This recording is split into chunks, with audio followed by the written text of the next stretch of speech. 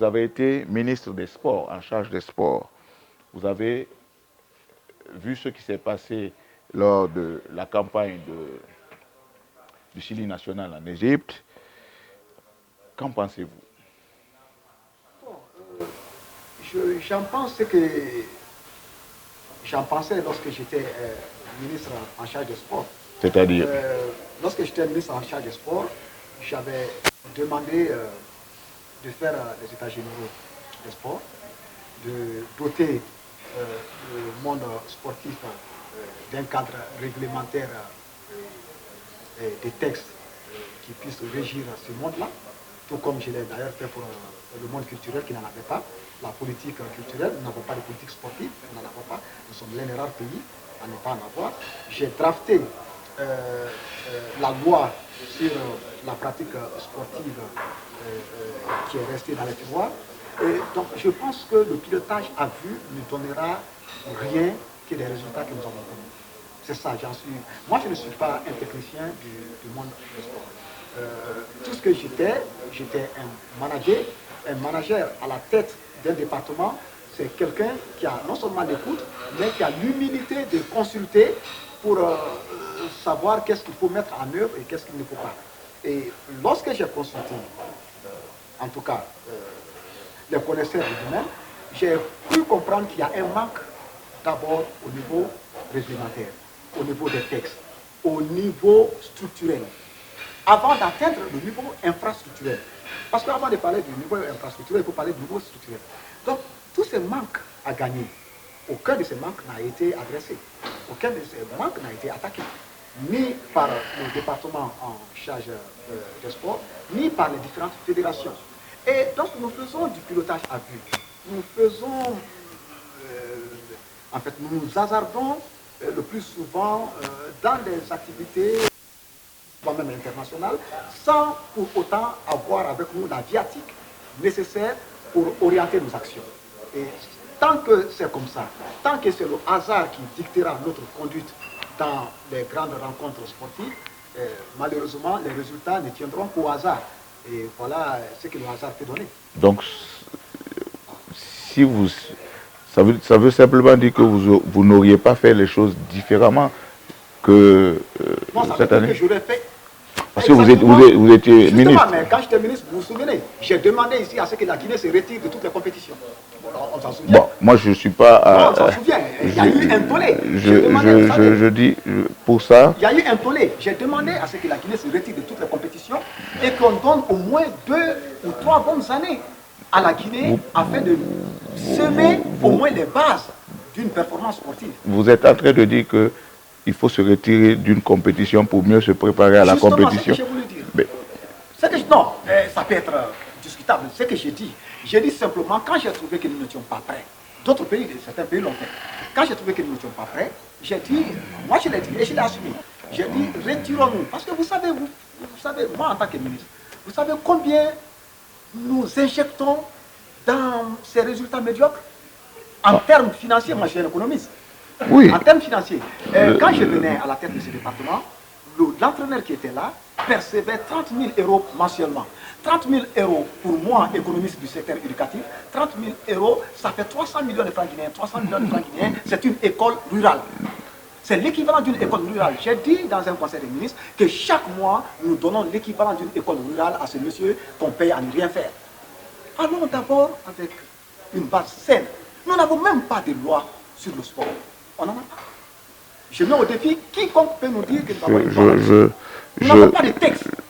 Et le Sénégal, que nous avons applaudi en finale, le Sénégal a des lois, le Sénégal a des textes, le Sénégal a un gouvernail, le Sénégal a une boussole. Mais comment voulez-vous qu'on aille en haute mer sans boussole? À ma connaissance, il y a eu une politique nationale de sport et de la culture qui a été adoptée à l'époque du ministre Diaoune Faye, ministre à son âme. Je ne sais pas, où est-ce qu'elle est cette politique. Justement. Donc voilà pourquoi j'interpelle encore, il n'est pas tard. J'interpelle. Vous ne pouvez pas, même si vous montez dans un véhicule acheté, la première des choses, je vous montre quand même un minimum de notice. Vous ne pouvez pas vous embarquer dans une aventure aussi sérieuse que l'aventure sportive actuellement sans avoir un minimum de réglementation. Il n'y en a pas. Ouais. Et les gens veulent que nous allons cueillir par le hasard des résultats. Ce n'est pas possible. Et nous nous sommes attelés à cela. Et la culture, c'était la même chose. Aujourd'hui, je l'ai dit sur une chaîne, j'ai dit ma plus grande fierté pendant les 20 mois passés à la tête du ministère, c'est d'avoir doté le ministère d'une politique culturelle. Il n'y en avait pas. La dernière politique culturelle de la Guinée datait de 1982. Elle était caduque. Voilà un peu donc les questions Oui. de gouvernance qui sont en train d'assaillir aujourd'hui le domaine sportif. D'accord. Les U17, Sili National U17. Je pense qu'à ce niveau, ce n'est pas une histoire de politique ni de diagnostic. Les U17 sont arrivés en finale de la Coupe d'Afrique des Nations de leur catégorie en Tanzanie, vous vous souvenez?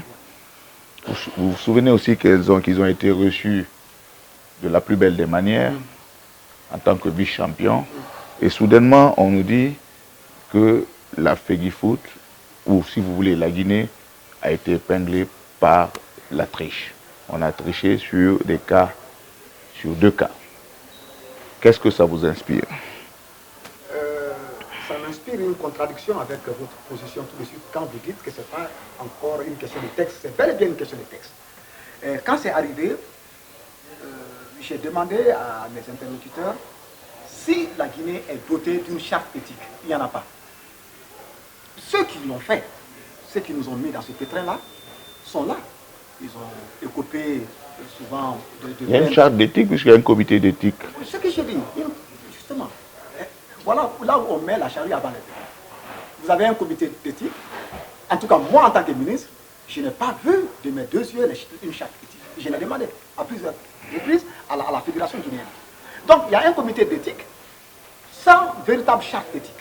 Et maintenant, comment voulez-vous qu'un monsieur comme Amadou Diaby n'écrit pas à la discrimination ou à la marginalisation basée sur des humeurs personnelles, puisqu'il sait que ce n'est basé sur aucun texte. Voilà un peu le problème. Rectificatif. Le cas d'Amadou Diaby... C'est un exemple. Bon, d'accord.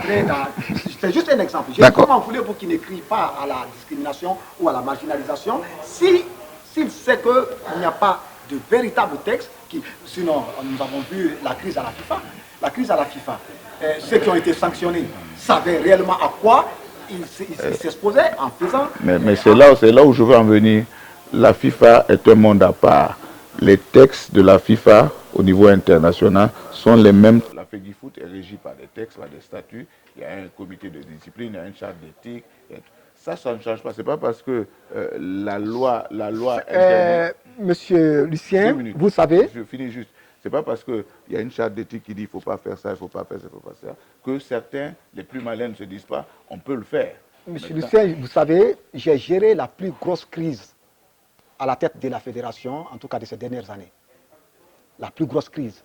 C'était en montant la crise Super V, Antonio Soare, etc., qui a conduit à la mise en place du comité de normalisation. Le comité de normalisation a été mis en place après ma demande. C'est moi qui ai écrit, qui ai sollicité donc l'appui institutionnel de la CAF et de la FIFA pour venir résoudre cela. Je connais les imperfections, les limites, les faiblesses de notre pays en matière de textes. Et sans avoir, en tout cas, des textes propres, des textes fiables, des textes solides dans une matière comme le sport, très honnêtement, nous allons partir en pilotage à vue et nous allons toujours perdre. Donc vous êtes en train de me dire que parce qu'on a des textes faibles, il y a des gens qui essaient de louvoyer entre les textes. Justement, voilà, et nous servir justement. Voilà le contexte de corruption généralisée auquel nous assistons. Maintenant, après cela, vous avez d'autres réformes. Je parle à un technicien du milieu. Non. Vous avez maintenant des questions infrastructurelles, des questions structurelles, des questions de réformes institutionnelles d'ailleurs, des questions de clarification des rapports entre les différents acteurs. Et tout cela sont des questions sous-jacentes d'abord aux questions des textes. D'accord. Maintenant, je vais peut-être vous poser une question qui n'était pas prévue. Vous êtes le ministre sortant des Sports. Vous avez beaucoup plus de recul que le ministre actuel, le ministre Bantamasso actuel, qui est dedans et qui est en pleine gestion de cette affaire. Vous, avec le recul que vous avez, quel conseil vous pouvez donner à ce ministre aujourd'hui pour essayer de régler, pour le bonheur de tous les Guinéens, ce problème? Je lui dirais en bon... Conseil franc.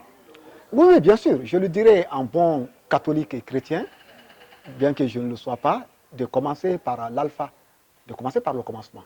Le commencement, comme l'a dit même la Bible, au commencement était le Verbe. Il faudrait que le ministre accepte encore cette idée de réunir tous les acteurs, tous les connaisseurs du milieu, pour recueillir, comme je l'ai fait pour le secteur culturel. Le secteur culturel, c'était après une démarche participative, jusque dans les régions. C'est ce qui a abouti à la mise en place de la politique nationale culturelle. Et donc, qu'il accepte cette écoute-là. Cette période d'écoute n'est pas une période perdue. Qu'il accepte cela. À l'issue de cela, la Guinée, quand même, a des potentialités. La Guinée a des personnes expérimentées en la matière. Après cela, nous allons savoir sur quel socle bâtir notre performance sportive. Et cela sera codifié. Une fois codifié et entériné, il pourra aller aux autres réformes. Réformes institutionnelles, réformes structurelles, réformes infrastructurelles, etc. Les autres pourront suivre. Il faut aussi dire, il faut faire la part des choses. Le ministre, en tant que politique, ne peut pas trop influer sur la gestion de la FEGIFOOT. C'est deux choses différentes. La débâcle en Égypte est le fait de la FEGIFOOT ou du ministère. Oui, mais là, je ne suis pas d'accord avec vous quand vous dites ne doit pas influer. Tout ce que j'ai dit là, tout ce que j'ai dit là, ce n'est pas une influence directe dans les activités de la fédération. Je suis d'accord. Le ministre a un rôle de régulation, il a un rôle de conception de la politique générale. À l'origine de ma question. Je parle de cette conception de la politique générale. Je suis d'accord. Justement. Mais demandez au ministère aujourd'hui quelle est la politique générale en la matière. Je suis d'accord. Je veux parler, à votre avis, la débâcle d'Égypte est le fait de la FEGIFOOT ou de l'absence d'une politique générale sur le sport? Mais les deux sont intimement liés. Les deux sont liés. Ah bon? La FEGIFOOT ne saurait être marginale dans une politique sportive globale. La FEGIFOOT est une institution sportive. Et dans une politique sportive nationale, il y a quand même les rôles des institutions et les rapports entre les différentes institutions. Voilà pourquoi j'ai demandé de clarifier même ces rapports. Mais je vous jure, et là vous le savez mieux que moi, demandez aujourd'hui à un cadre du ministère de vous donner le schéma des rapports entre l'institution qu'on appelle le ministère et l'institution qu'on appelle la FEGIFOOT, il ne pourra pas vous tracer ce schéma. Chacun, c'est en fonction des humeurs des ministres et des présidents. Je pense qu'aujourd'hui, le ministre en charge des sports a envie de clarifier. Une bonne chose. Donc voilà. Maintenant, une bonne chose. La suite de ma question, est-ce que M. Siaka Barry, en tant que républicain, ancien ministre, ancien cadre, avec le niveau qu'il a, peut aller frapper à la porte du ministre pour dire « voici ma contribution ». Je l'ai fait. Je l'ai plusieurs fois fait. Et je n'ai pas déposé de contribution au ministre, mais j'ai toujours dit à mon frère, Banta Masso est un frère. Non, je sais. Je lui ai dit, voilà, je lui ai dit, si tu as besoin de mon avis, pas de mon expertise, je ne suis pas un expert en la matière, je ne suis qu'un manager. Si tu as besoin de mon avis est toujours là pour toi. Je lui ai dit le jour de notre passation de service, j'ai dit à Banta Masso, mets-toi à l'aise. Il n'y a eu que la fraternité entre toi et moi. La rupture, c'est entre le président et moi. Donc, vous laissez ça, vous me laissez gérer ça avec mon père. Vous n'avez rien à voir avec ça. Toi et moi, ce que nous pouvons faire, continuer notre fraternité et surtout notre belle collaboration. Je suis prêt à collaborer avec toi, à te donner ma petite analyse et mon petit point de vue chaque fois que tu le sollicites. Mais, comme on le dit, si ce n'est pas sollicité, si ce n'est pas sollicité. Ça, c'est ce que j'appelle la langue de bois. Est-ce que, sans qu'il ne sollicite, c'est un frère? Non, honnêtement, je ne l'ai pas fait sans qu'il le sollicite. Non, je dis, est-ce que vous pouvez le faire? Je peux le faire. À la sortie de cette émission. Très honnêtement, je peux le faire.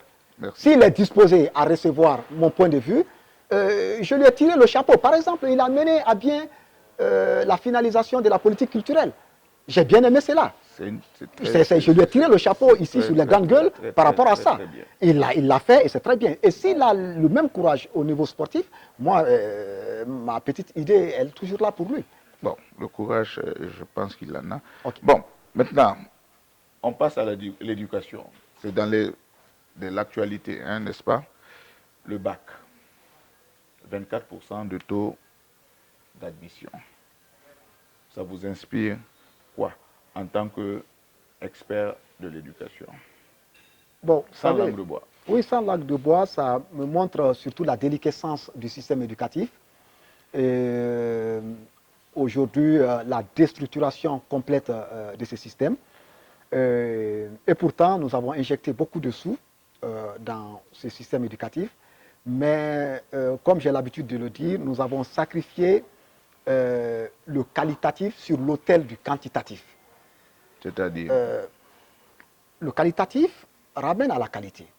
Malheureusement, au moment où nous étions dans une course effrénée pour atteindre l'éducation primaire universelle, l'EPU, on a oublié que cela devait aller de pair avec la qualification du système éducatif. Or, le système éducatif repose sur un triptyque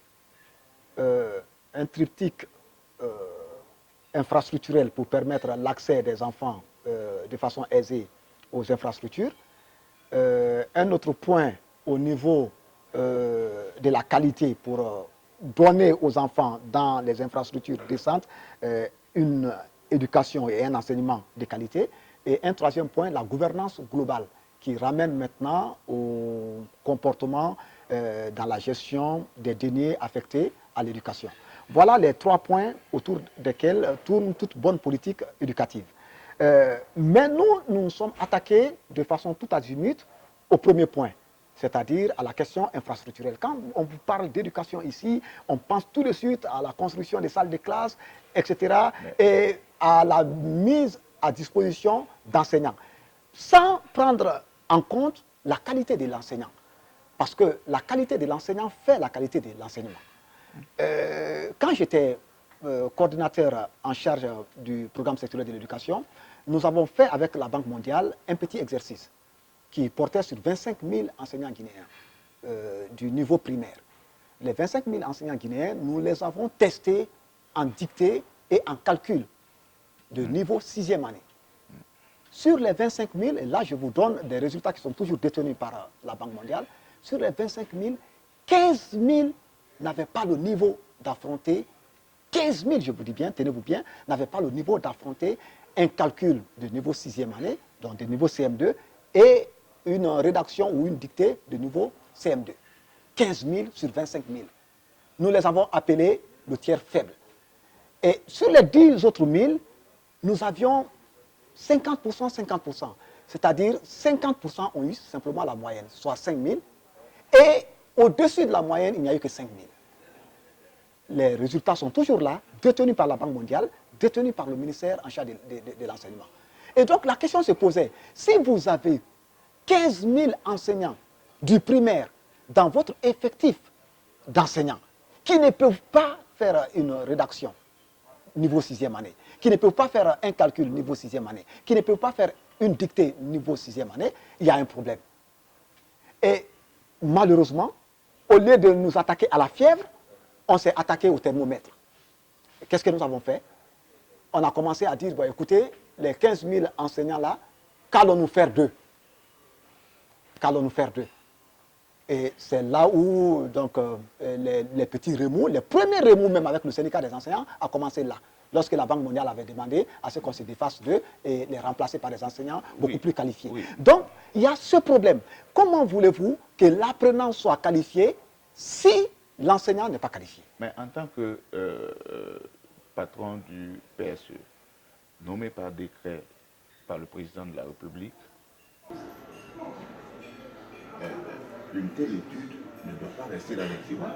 Parce que je suppose que même si vous travaillez avec les partenaires techniques ou la Banque mondiale et tout. Non, l'étude n'est pas restée dans les tiroirs. pour avoir été nommé par décret, l'étude n'est pas restée dans la le tiroir. première des choses, c'est de mettre en place... L'étude... Laissez-moi vous donner mon avis. En tant que patron du PSE, c'est de le mettre à disposition du président de la République, qui est le père spirituel. Le président a tous ses rapports. Le ministère a tous ses rapports. Si moi j'ai le rapport, c'est le ministère qui a le rapport. Le ministère a tous les rapports, la Banque mondiale a tous les rapports. Vous savez, il y a un problème de pérennisation des actions des partenaires au développement qu'il faut en Guinée. Il y a ce problème. Vous en savez mieux que moi. On est là, accroché à la mamelle des partenaires techniques et financiers. Et lorsque les partenaires techniques et financiers retirent leur sève nourricière là, malheureusement, le plus souvent, il n'y a plus de continuation des activités. Sinon, avec la Banque mondiale, on a même eu des financements pour la remise à niveau de ces enseignants. C'est là où nous avons créé le programme de formation continue des enseignants. Ce programme, moi, je l'ai piloté pendant presque 3 ans et le programme continuait jusqu'à mon départ. Donc, c'est pour dire que la Banque mondiale ne laissera jamais une telle étude sans apporter une solution. Mais la question souveraine qui se pose à la Guinée, qu'est-ce que la Guinée elle-même fait après le retrait du financement de la Banque mondiale? Voilà ce qui se passe. Nous avons eu, avant le programme sectoriel de l'éducation, le programme d'ajustement sectoriel de l'éducation, le programme PAS, qui a créé, qui a construit toutes ces écoles, qu'on appelait à l'époque communément les écoles Africof. Lorsque le PAS s'est retiré, qu'est-ce que l'État lui-même a fait? Or, le partenaire technique et financier vient avec un appoint, avec une aide, mais qui est circonscrite dans le temps. Il faudrait qu'il y ait des actions de pérennisation de ces projets. Malheureusement, c'est ce qui n'est pas. C'est bien pour ça qu'on appelle projet. Justement. Le projet n'a pas longue durée. Justement. Bon, ça c'est un autre cas. On va passer à la suite, l'actualité, l'excision. En ce moment, sur les réseaux sociaux, il y a des débats qui font rage. Il y a certains, par surprise, qui sont pour, il y a d'autres qui sont contre. M. Sakabari, en tant que Guinéen, Africain, est-il pour ou contre l'excision? Bon, si c'est une question personnelle, je vais répondre. Personnel. Si, bon, parce que très honnêtement, je suis moi personnellement issu d'une famille très conservatrice. Je suis fils d'imam. Bon, donc peut-être vous pouvez déjà anticiper sur ma réponse. Non. Bon, mais ceci dit, bien qu'étant fils d'imam, ma réponse n'est pas tout de suite une réponse tranchée, ni en faveur ni en défaveur. J'ai écouté, je connais les arguments en faveur, qui sont souvent des arguments traditionnels, des arguments coutumiers et des arguments religieux. Je les connais, je suis fils d'imam. Mais par contre, je n'ai pas encore toute la quintessence des arguments en défaveur. Toute la quintessence. J'ai cru entendre à un moment que c'était des arguments médicaux, mais ces arguments médicaux sont aujourd'hui de plus en plus sujets à des questionnements et sont de plus en plus contestés. Et donc moi je demanderais tout simplement aux acteurs qui sont en train d'œuvrer pour l'interdiction d'une telle pratique d'être beaucoup plus convaincants. Des personnes comme moi sont jusqu'à présent dans le doute concernant la question. Moi personnellement, j'ai une fillette. J'ai une fillette de 3 ou 4 ans. Je ne l'ai pas excisée. Parce que j'ai encore des doutes concernant les arguments médicaux. Mais aux médecins, aux acteurs de la société civile qui se battent contre la pratique, de continuer à me convaincre et à me rassurer qu'effectivement, une telle pratique a des effets néfastes sur la santé de l'enfant. Vous êtes militant des droits humains.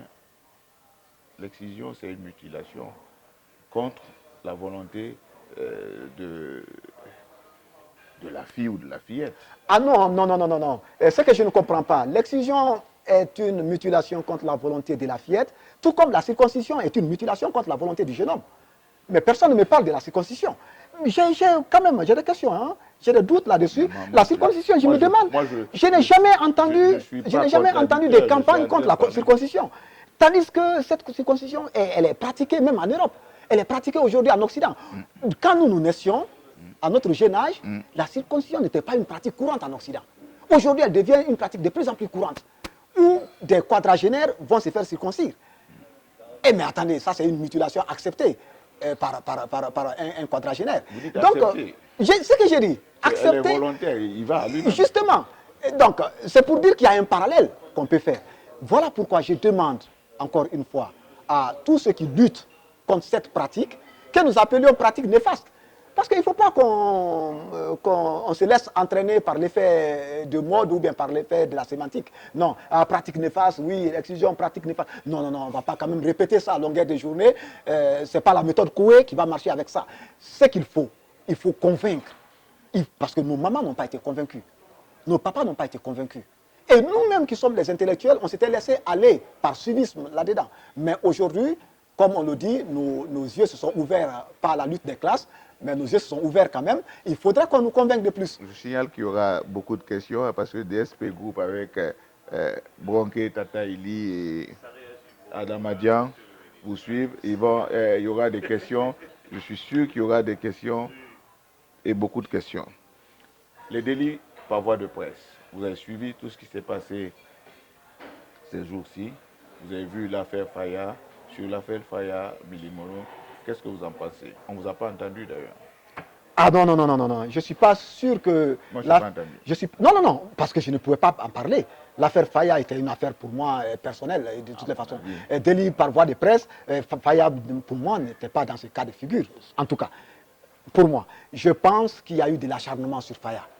Il y a eu acharnement. De la part de qui? Non, ça n'en valait pas trop la peine. Bon, mais il appartenait à celui qui se sentait brimé dans ses droits, à celui qui se sentait offensé, de prendre sa décision libre.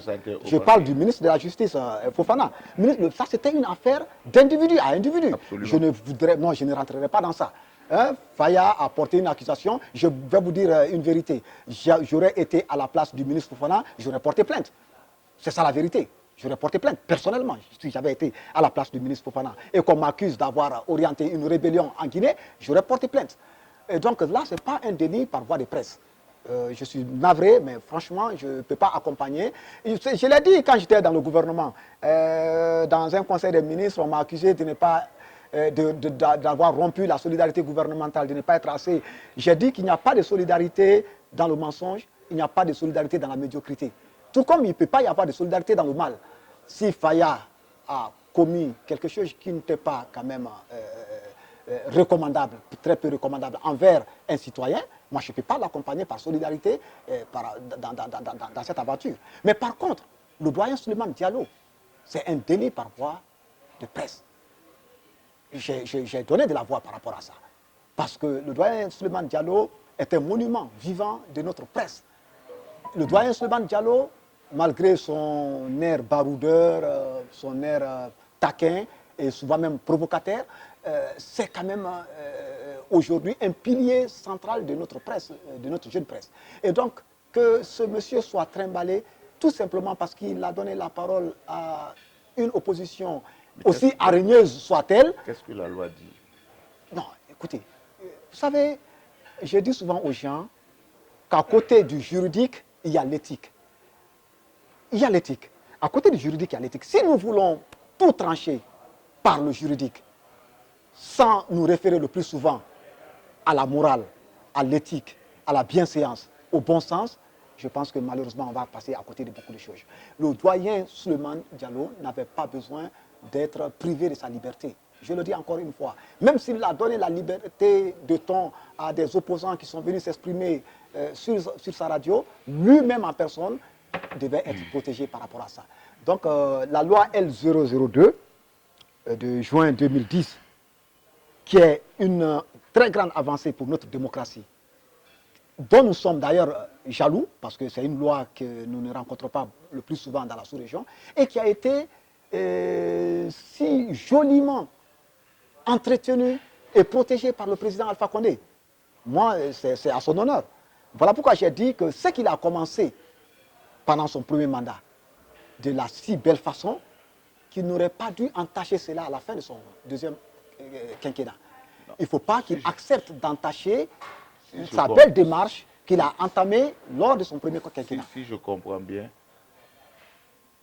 la loi, on peut ne pas la respecter ou on peut ne pas l'utiliser si on tient compte des coutumes, de l'éthique et... Ça, c'est une chose. C'est ça? Et ça, c'est une chose. ça? Ça, c'est une chose. On est Non, d'accord attendez, dessus? attendez. Non, j'ai dit qu'au-dessus, vous savez, pourquoi même dans les démocraties avancées, on parle d'arrangement? C'est parce que quelque part, il y a une morale. Il y a une morale qui se met souvent au-dessus des textes qui nous régissent. Mais laissons tout cela de côté. Prenons la loi elle-même. Au vu de cette loi, si cette loi donnait autorité à la justice de priver le doyen Souleymane Diallo ou tous ces jeunes journalistes qu'on prive souvent de leur liberté, comme ils sont en train de le faire, je crois qu'ils se seraient référés à cette loi L02. Mais pourquoi eux-mêmes contournent cette loi L02 pour faire référence à une fameuse loi sur la cybercriminalité? La cybercriminalité, c'est un fourre-tout dangereux. Mais elle a été votée. Ce que j'ai dit, c'est un fourre-tout dangereux. Qui a voté cette loi? Attendez, encore une fois, c'est un fourre-tout dangereux et c'est une tendance liberticide. Mais qui l'a voté?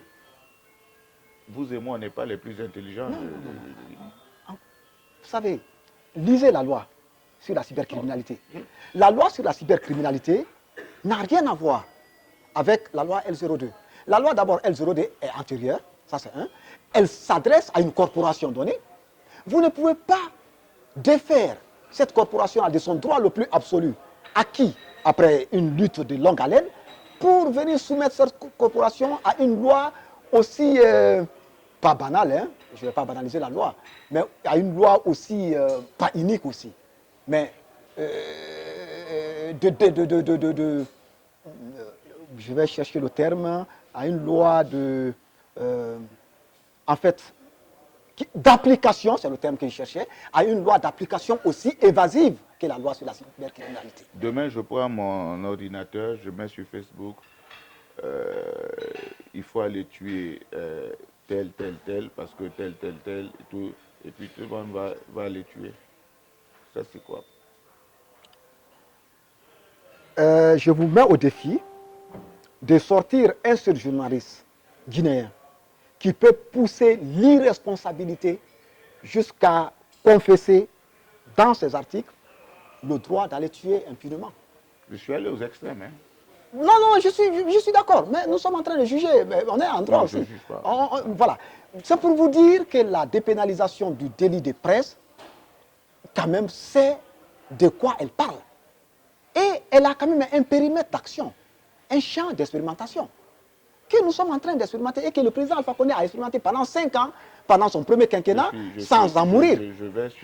Je vais sur Facebook, je ne connais pas Siaka, je dis Siaka est un voleur. Là, vous tombez sous le coup de la cybercriminalité. Mais, encore une fois, il ne faut pas qu'un papier que vous écrivez sur Mosaïque, un papier que vous écrivez dans Guino News, ou bien un micro que vous avez tendu dans l'exercice de votre métier de journaliste à quelqu'un, et que cela soit relayé sur les réseaux sociaux, qu'on contourne la loi L02 pour dire que vous êtes tombé dans la cybercriminalité. C'est très facile.